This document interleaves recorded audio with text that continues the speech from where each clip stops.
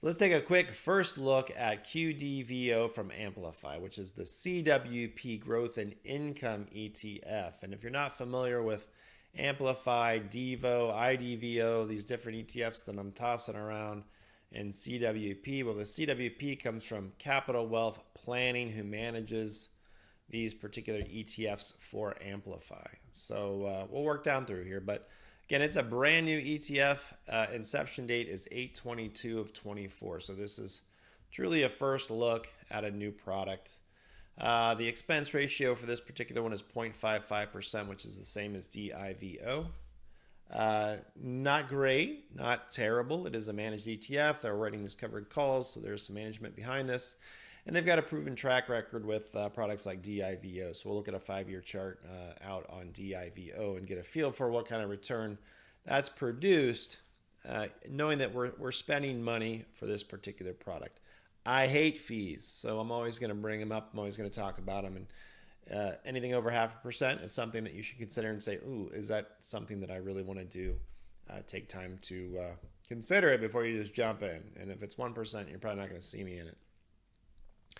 So anyway, let's work down through here. We've got why invest in QDVO, and this will give us a lot of the information that we need about this particular product. So let's just break it down. Growth and high income potential, seeking capital appreciation from growth-oriented stocks with high monthly income from option premiums and dividends. I am more of a growth investor than an income investor. I talk about a lot of income products, but I would rather have some income and focus on growth. That's where I'm at. I'm still working, so I don't need all of the income. I'd rather it stay growing and be as tax efficient as possible. So growth and income. So how are they going to do that? Well, came over here and I'm looking at this thing called a prospectus. You always check them out. Take your time to read the highlights. And that's exactly what I did. I highlighted some information for us. So equity securities portfolio. CWP seeks to identify equity securities by selecting common stocks of large capitalization companies from the Russell 1000 Growth Index that CWP believes are likely over time to grow their earnings and cash flow and sustain their competitive advantages. Good to know. In constructing this portfolio of approximately 20 to 40 stocks, so we're going to have about 20 to 40 selections out of this portfolio of 1,000 to choose from. It will rotate in and out of certain ones at different times. And the portfolio's aggregate exposure to any one sector will be less than 50%. So they are going to look at sector rotation and pick out certain sectors that they think will outperform that particular year during that time. And the maximum weighting of each of the equity securities will be no more than 15%. Good. We don't want all of our eggs in one basket. We want diversification. At least I do. And then we have the covered call portion down here, which is summarized nicely. You can read through that, but I want to focus on this. Specifically, CWP seeks to provide gross income of approximately 0 to 2% from dividend income and 4 to 6% from option premium, plus the potential for capital appreciation. And that's what I like. I want to grow. I want to buy these stocks and see them grow, but I also like some income.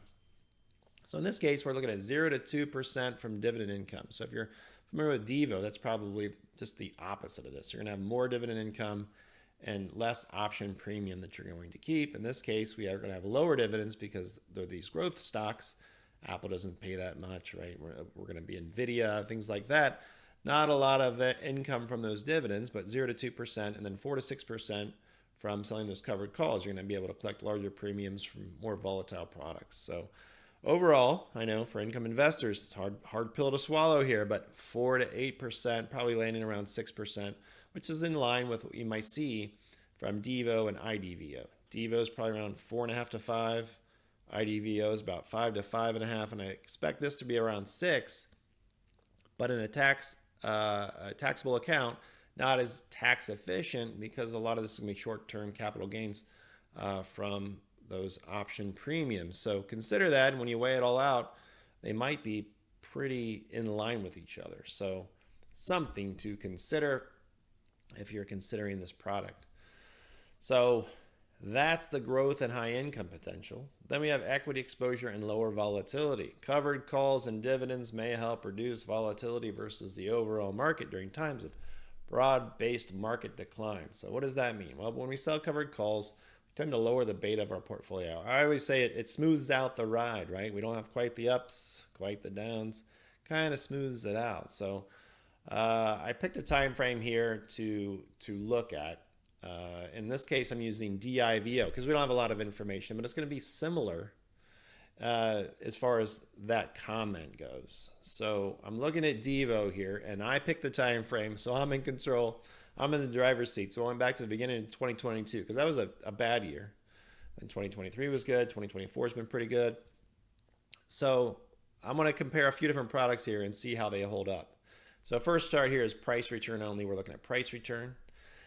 And I've got 4 different products here. First one is DIVO in orange, right? So nice kind of smooth line here. And that's what we're talking about. We sell covered calls. We reduce the volatility and the ups and downs in our portfolio.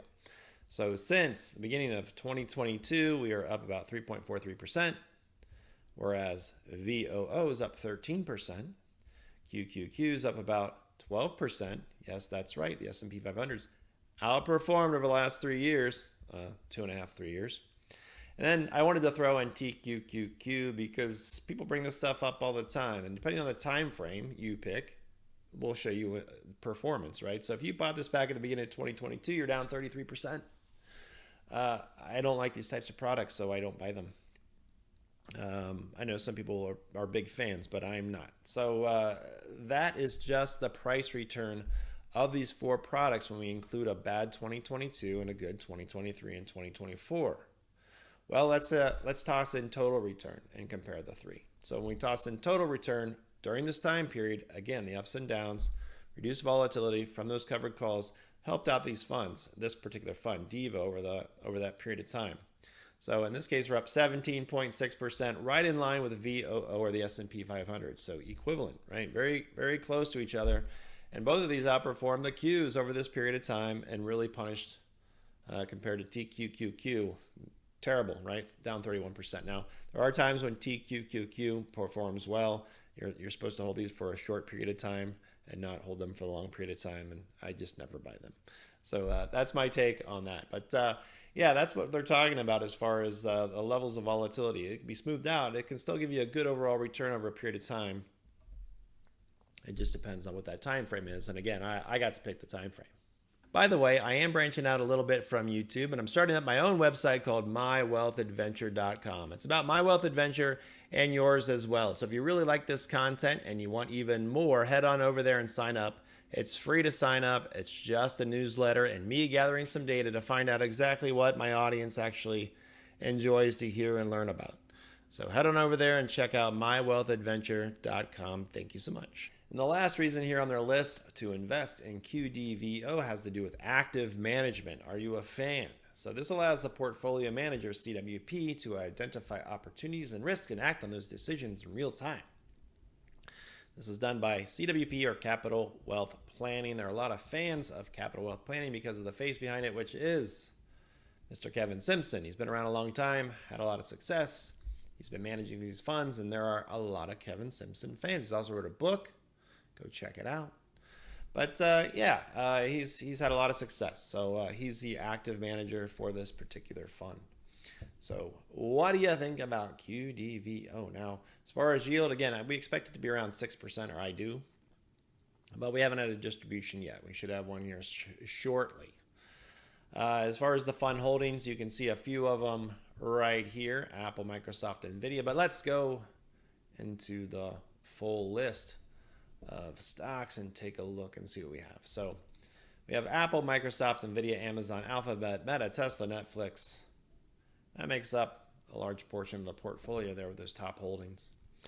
Take your time. We got Colgate, United Health Group, Procter & Gamble, Lockheed Martin. So pretty broad, a lot of different sectors, a lot of great stocks, a lot of blue bloods. We can scroll down and we can take a look too, and we can see some of the options that are down here at the bottom. So the first set here are all expiring 9/13, so the about a week away from right now. And a lot of these are already checked out. So AVGO, Broadcom sitting at 137, right? And we've got a call at 167.5. So that's most likely going to expire naturally, and they will keep all of that income if they don't close it out prior. Same with Meta, same with Qualcomm, and you can run down through the rest of them. I see Nvidia here. I think that's at 103 or 102 today, so that will expire. You know, it's been a difficult couple of weeks, but that's one of the reasons that you sell covered calls is for these types of weeks, so you can reduce your basis in those stocks and collect a little extra income, however you want to look at it, or reduce your basis and have something to distribute. As you get down longer towards the bottom here, you're probably going to find some more that are close. I know I looked up at Procter and Gamble, which is sitting right now right around 175, and this one goes out to 920. So we got a couple weeks to see what happens with Procter and Gamble. So gonna win some, lose some. Hopefully have some option income to distribute at the end of the month. And again, this is a monthly pair, just like DIVO and IDVO, so they'll be distributing income every single month. So now let's jump over to Seeking Alpha and take a quick look at the brand new QDVO ETF. And by the way, I am a Seeking Alpha affiliate, so there are affiliate links down below if you're looking for a stock and ETF research tool. It's the one that I tend to gravitate to. It's got lots of information that you can find on these types of products. There are no reviews yet of QDVO. It's only a couple weeks old. So, we're kind of getting a first look here. Not even a month old. Looks really choppy. All down to the right. Terrible ETF. Now, it's just that it's been a rough couple of weeks since it was introduced for large cap growth ETFs, and that's exactly what it is. So, again, 55 basis points for the expense ratio, and you can buy it cheaper today than people that bought it on day one. So, if it's something that you like, you might consider it. As far as the holdings breakdown, it is large tech mainly, but you also have a nice breakdown here in communication, healthcare, and consumer cyclicals and consumer defensive. So it is pretty broad-based overall. But yeah, that's QDVO.